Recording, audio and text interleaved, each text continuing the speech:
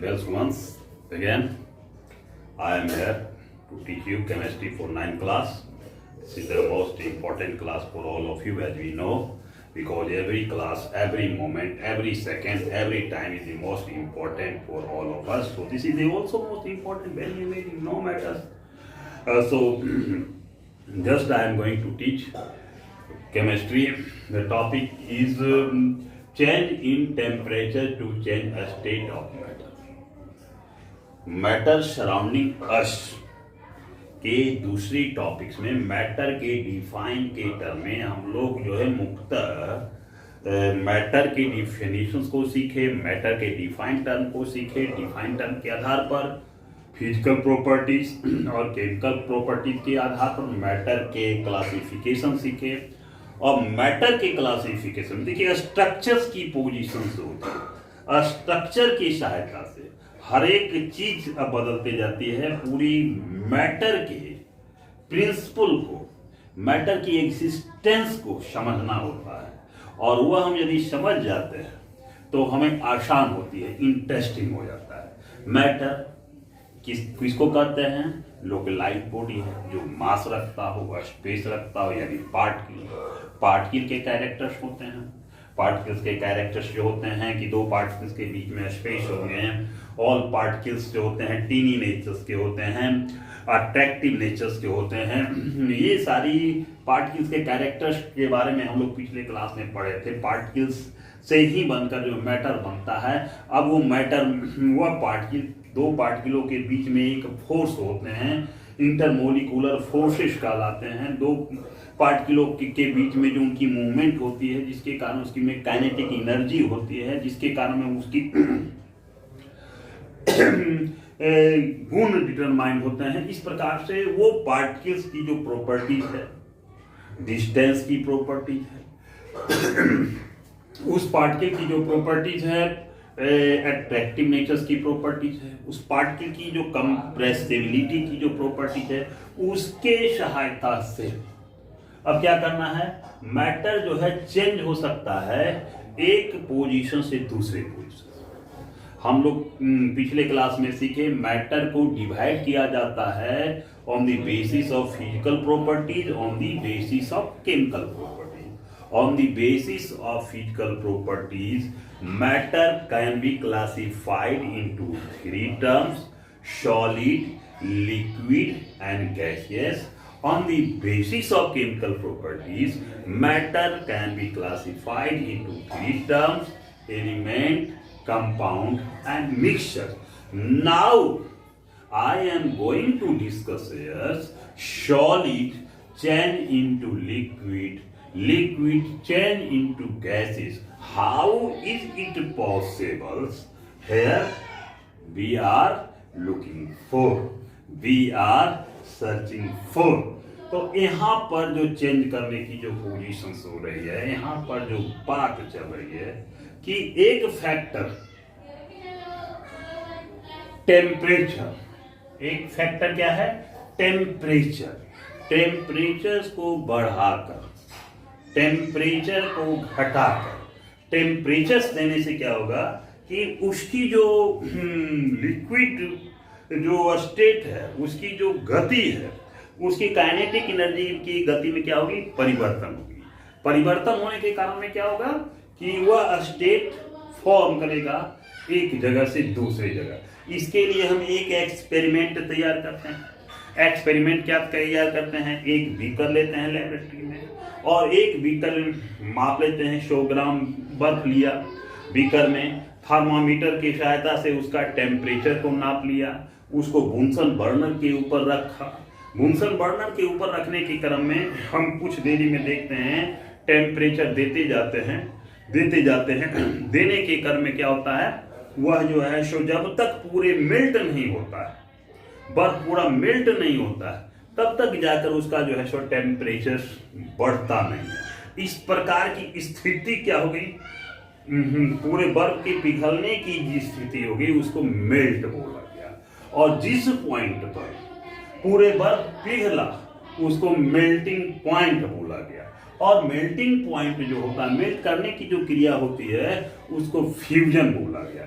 at that temperature at which solid can transform into solid state to liquid state, that point is called melting point, and that phenomenon is called melting, and or you can say in other words fusion. For example, बर्फ के लिए 0 degree centigrade, हम लोग temperature में सीखे थे 0 degree centigrade और 273 kelvin. 273 absolute temperature है, 273.15 केल्विन। केल्विन में हमको डिग्री का चिन्ह नहीं लिखना।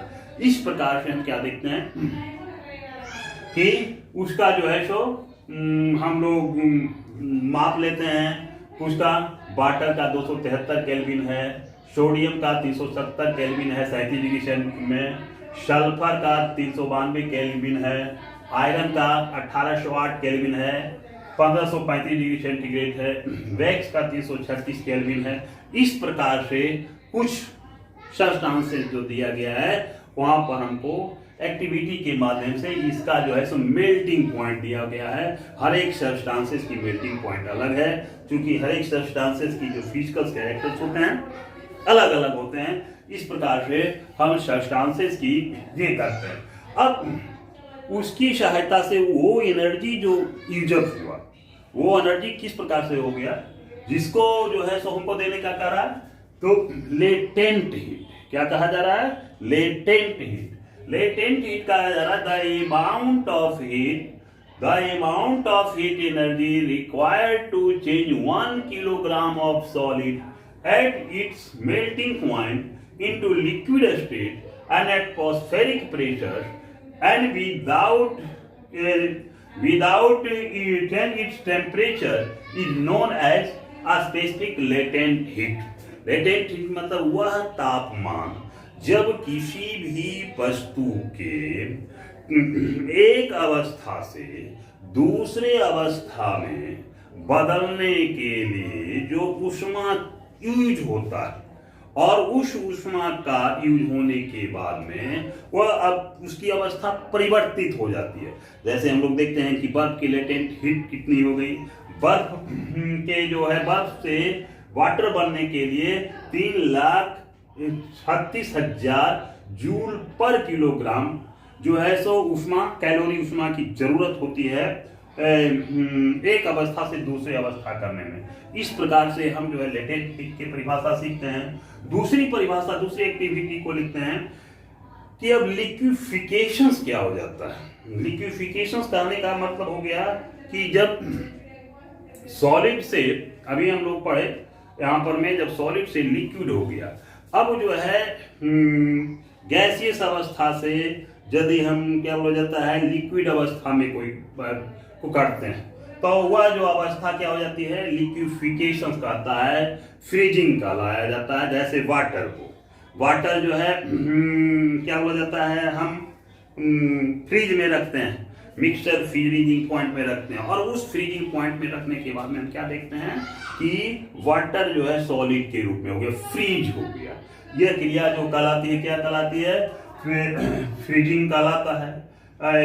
फ्रीजिंग कहलाने के बाद में हम जो अब डेफिनेशन सीखते हैं कि अब लिक्विड से गैसियस का फॉर्म किस प्रकार से होता है। जब लिक्विड को हम टेम्परेचर कर देते हैं तो एक सर्टेन टेम्परेचर के बाद वो गैसीय अवस्था में बदलना प्रारंभ हो जाता है। यह अवस्था जो है बॉइलिंग कहलाता है, और इस टेम्परेचर को बॉइलिंग पॉइंट बोला जाता है, बॉइलिंग पॉइंट बोला जाता है। और यह जो है लिक्विफिकेशन को आप बात समझे कि लिक्विड से गैसियस और गैसियस से डायरेक्ट जो क्या बोला जाता है फिर लिक्विड, ये जो अवस्था हो जाती है लिक्विड की अवस्था में, उसको कंडेंसेशन बोला जाता है। जैसे वाटर वेपर को हम वाटर को वेपोराइज करते हैं तो इस प्रकार से देखते हैं कि वह वाटर वेपर तैयार होता है।